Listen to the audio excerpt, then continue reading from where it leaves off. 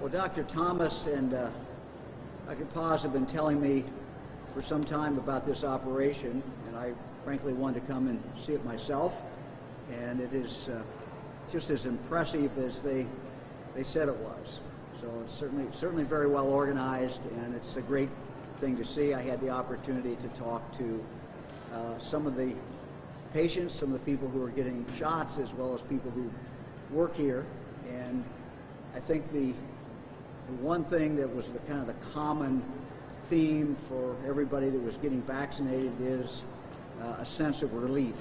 That was seemed to be the word that was used more often than anything else. I think people are very happy to be able to get the vaccine.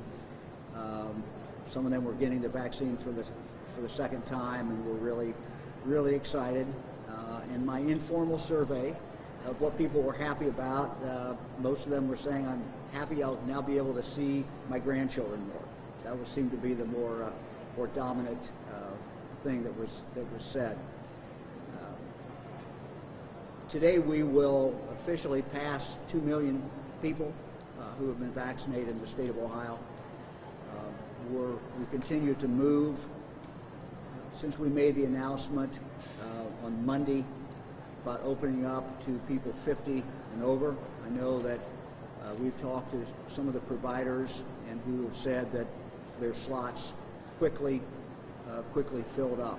Now, one of the other things that we're now doing is allowing the providers to schedule out for 3 weeks and allowing them to do that up to 75% of the capacity they had been. So I asked here at the Schottenstein Center, for example, what that meant, and it really, I think, gives people a more of a sense of comfort that they do have a specific appointment set, and it enables at least the systems that can schedule for more than 1 week at a time.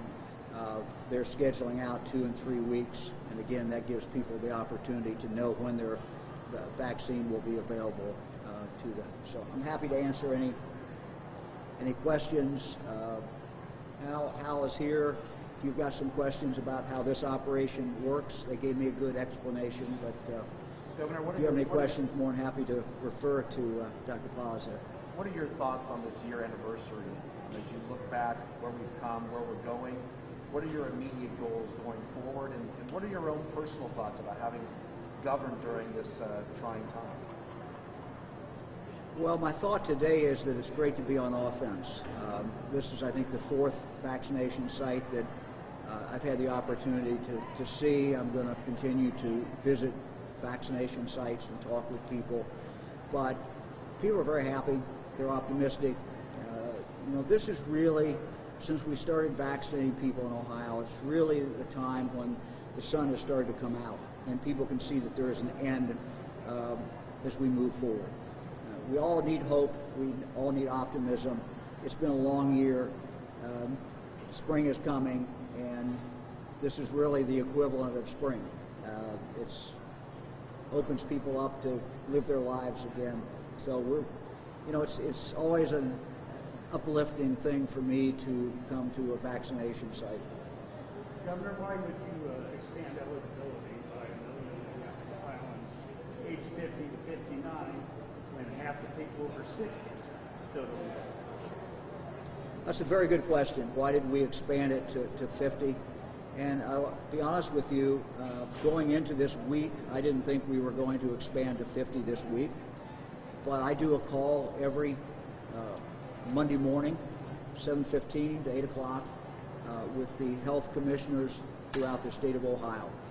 And a number of them asked me to expand it. The reasons that were given, I think, are very valid reasons. In some cases, they were not filling up all of their slots. They had vaccine, and they were not filling the slots. The other reason that was brought up by several of the health commissioners is absolutely true, that when you go down to 50, frankly, you pick up a bigger percentage of the minority population. The facts are, sadly, tragically, that among our minority populations, the life expectancy is simply less. And so when you get up to the 80 and above, you are getting a lot fewer African Americans, a lot fewer Hispanics, and so this is a movement towards equity. But the overriding reason is because we were seeing places where they were not filling up with shots. And so it's, as I've talked about Randy before, it's a constant tension between allowing people to be able to register and get the shot, but also making sure all the shots are taken up.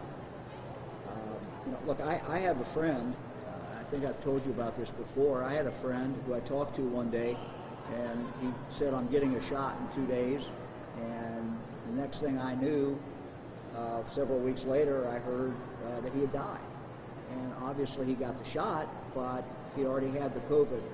And so every day that goes by when we have vaccine that is not in someone's arms, that's potentially a risk. And we just know statistically, if there's much of a lag, that a certain percentage of these people will get COVID. So it's really a moral imperative, I think, for us to get these shots out as quickly as we can. So every week we make a balancing decision about, are we going to open it up further, or are we going to let it go another week with the qualifications that we have? And it is not an exact science, and we do the best we can in making those decisions. 50 cases per 100,000 for 2 weeks is the magic number. But you're taking heat every day from members of your own party, like Representative Jim Jordan, lawmakers in Ohio who are trying to curtail your ability to issue health orders. So do you think you have control of the reopening right now, or are you facing too much political pressure to keep the health restrictions that the scientists behind you say are necessary? Well, I've tried to follow the science all the way through and tried to make decisions based upon best interests of the people of the state of Ohio. And I can't, frankly, get diverted by what somebody thinks. What we try to do every day, what I try to do is listen to other people. But we mostly listen, frankly, to the medical community and to the scientists and try to make the decisions based upon that information. Governor, I'm curious, you mentioned you go on a weekly basis deciding whether or not to expand the pool of people who can be vaccinated. I mean, we think about 7 days a week, Sure. but at some point we got to make a decision. But given the fact that we dropped 50 in this latest expansion, and probably a little quicker than some people had anticipated, is there any idea at this point what the next group expansion would look like, or when that would happen? Oh, well, we're certainly thinking about that now. In fact, I woke up in the middle of the night and thought about an aspect of it, and I want to talk to our team and some experts about it. But what we're seeing is the age is lower. It's taking longer to get to certain numbers. So I had our team look at every group by week, how many weeks that group was open. And because my inclination was, I was looking at the numbers, and 65 to 69 looked to me as if they were slow to fill up. And we actually plotted it out, and it was slower than the older groups. And so it would not surprise me if the numbers continue to be slower as we get to a lower age. I don't know that. So we've just got to watch and see how long this takes. And we'll make a decision as we go. But as far as what we're going to do next, no, we've not made a decision yet. The good news about the 50 is that you've got roughly 98% of the deaths have come from people 50 and over. But we also know there are other people out there under 50 who have certainly a medical condition that puts them at risk. So as we look, as we look to make the next decision, again, two factors. One is operationally, how do we get people vaccinated as quick as we can? Because we're moving into a period where we're going to be looking a lot at that. How can we move people quickly? But also, we're still looking at people under 50 who might be in a medical condition that we have not designated yet, who we maybe need to pick up. So that's what goes into, those are some of the things that go into that calculation. Governor, a year ago, when we did find out about our first coronavirus case, what was your initial thought? Did you ever think that we would be standing here a year from now with the shot filled with people being vaccinated? Are you happy with the progress we've made over the past year during this pandemic? So I missed the first part. A year ago when I signed what? What was your first thought when we found out we had our first coronavirus case? Did you have any idea the destruction that was going to go on? And now standing here, did you ever think we would be seeing the basketball arena become a vaccination center? No. I mean, when this started, I had no idea that a year from when we got our first case, I would walk into the Schottenstein Center and see it full of people being vaccinated. In a sense, some of that is good. We at that time didn't know how long it was going to take to develop a vaccine, how long it's going to take to get it to market. This is historically fast. So I think we all should feel happy and grateful that we have a vaccine today. So I'm, when I come in and take a look at this operation, it makes me feel good. I'm looking at people throughout that room who are going to walk out of here with either their first or their second vaccination, and so we feel very, very good about it. But no, a year ago I had no idea. I don't think any of us had a playbook for this. We didn't know exactly how this was going to play out, and we continued throughout to make decisions based upon the best facts that we could get, the best information we could get. But we've obviously collectively all learned a great deal. So no, I didn't know what was coming. Governor, if Central Ohio were to drop to 50 cases per 100,000, is there any chance that the health orders could be lifted here while the rest of the state may be higher? Could it be a regional approach, or does it have to be a statewide approach? And is there any movement on your opinion on that? Look, we're always open to taking the facts, when facts change, to try to adjust based upon facts. So throughout this, I've really not ever said never, or rarely have I said never. But let's see how the facts play out. What we generally see, my observation, and I look at these numbers every day, is that there is a movement. If you look at the 88 counties, some are high, some are low, but generally they're moving in the same direction, generally. And certainly in the last month or so, as we've seen these come down, they've pretty much all moved in the same area. So, you go from Holmes County at the very, very low, some of the other counties higher, but they're all moving. It used to be that the highest county at one time was 1,200, 12 times the CDC's number. I think the highest county we looked at yesterday was like 300, or a little bit under 300. So that's a huge change, and so they generally are moving together.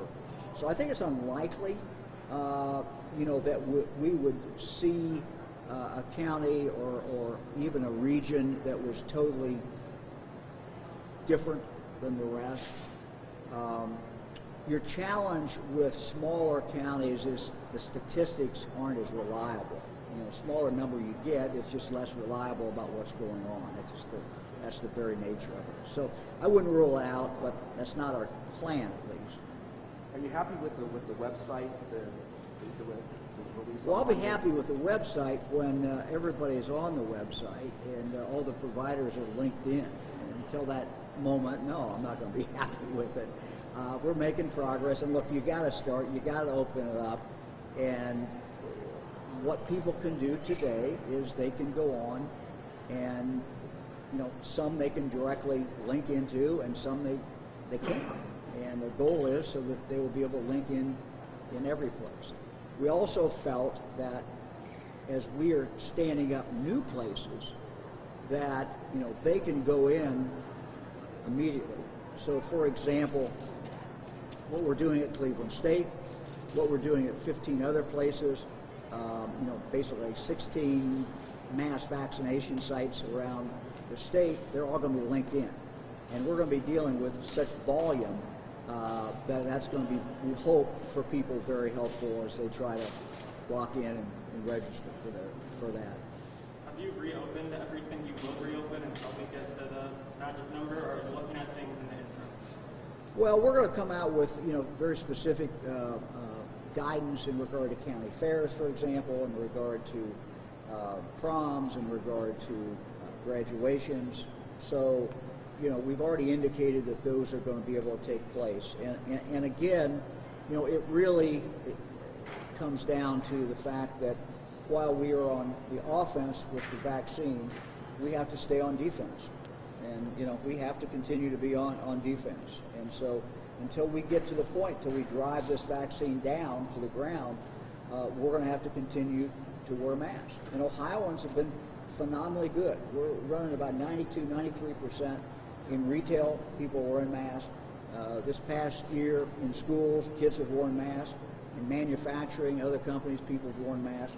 And when they wear masks, we have very little spread. So we got to continue to do this, stay on defense, at the same time we're on offense. Anybody else? How concerned are you with people loosening up on some of those restrictions before they're vaccinated, especially spring is coming, people are coming out of kind of hibernation here. How worried are you that people are going to loosen up too quickly before being vaccinated? And in this kind of same vein, if you don't mind me commenting on it, we're even seeing the spread happening in our football team. The spread is still happening. Sure. Look, spread is going to continue to happen. When we wear a mask, we're dramatically decreasing the chances of a spread, but spread still does happen. Look, the good news is, and I'm an optimist. My wife says anybody with 8 kids by definition is an optimist. We're optimists. We're happy. But look, every day we're vaccinating 35, 40, 50,000 people. And so every day we're just getting further along to have fewer hosts for that virus to spread. So, Hal, you want to say anything? Come on up here. This is your podium anyway. So. Thank you, Governor. So I'll just say that we're extraordinarily proud of everyone at the Ohio State University Wexner Medical Center for the work they're doing here at the Schottenstein Center. We're about at 79,000 vaccinations. About 2/3 have had their first vaccine, and the balance have had their second vaccine already. Patients come through here, and within 15 minutes they can get vaccinated and they can leave. We just expanded over to the Near East Side to Ohio State East Hospital so that we can better serve an underserved minority community and to offer vaccines there. And as I've said repeatedly, we're extraordinarily grateful to the governor throughout this pandemic. We've to date done over 500,000 COVID tests, PCR tests, for this broad community. And early on in the pandemic, we ran out of reagent. Governor DeWine stepped in to make sure that we could get the reagent to run those machines to do all the testing. The other piece, and this is extraordinarily important, and there are signs all over the Schottenstein Center that say this: wear a mask. Even if you've been vaccinated, wear a mask. The masks not only protect us from getting infected by someone who has the virus, because it stops the virus from getting in. It's almost as effective as being vaccinated. If we could all wear the mask, we protect our family, our neighbors. It also protects us as individuals. So until the pandemic is over, and in my book, there's 2 parts to it. One is, can we stop the virus so individuals are not being hospitalized, they're not getting sick, they're not dying? That would be the first success. We may still have cases in the community, but if we can stop the deaths, if we can stop the hospitalizations, if we can stop people from becoming ill, that's an enormous victory in itself. The second part of it is, can we eradicate the virus like we've eradicated smallpox? I hope we can do that, but we can only get there if we can truly achieve herd immunity, and that means we have to keep on vaccinating, and we're going to have to keep on doing this for quite some time, and we may even need booster vaccines as there are mutations of the virus, which we know is already occurring. But we can if we all work together, and I think the governor hit the nail on the head. Healthcare is always local. Some communities are going to have different needs than other parts of the state. We want to make sure that each community can serve the population that it serves so that individuals, based on their health risks and on their age, can get the vaccine as quickly as possible. And I think this strategy that the governor has laid out is extraordinarily important as we move forward in the state of Ohio. Thank you for your support, Governor. Really appreciate it. President Johnson, would you be able to take a question?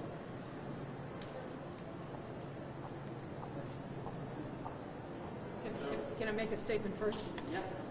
I'd like to thank the governor for his leadership. You know, I've only been in the state for about 7 months, but it's been extraordinary. And I'd also like to thank the team. You have Gene Smith here, who runs a lot of these facilities. You have Dr. Thomas, Dr. Paz. And I was here a week ago, so I got a chance to meet Brian and Crystal, who are fabulous. So I just want to thank everyone at the Buckeye Nation for what you've done.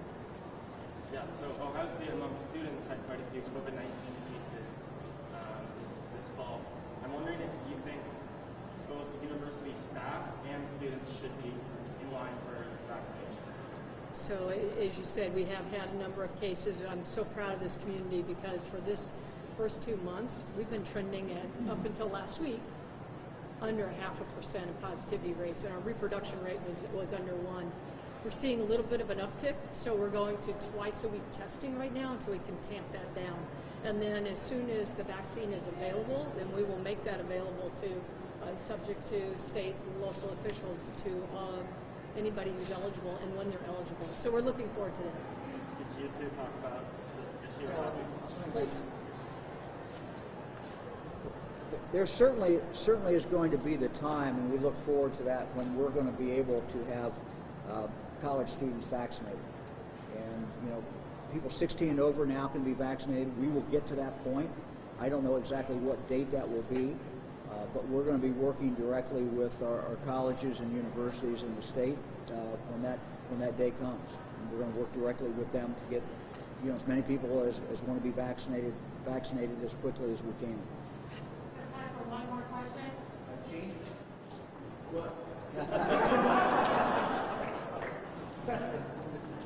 You guys know me. Can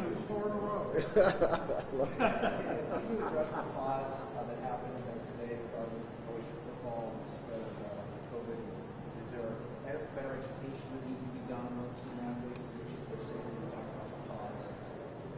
Yeah, I feel good with how our student athletes have responded to our request to follow the protocols that our governor and everyone else has put in place. When you think back to where we were last year, the reality is our student athletes, I think, responded exceptionally well to what they learned. We've hosted over 100 athletic events where our student athletes have been able to compete, and that, of course, includes football.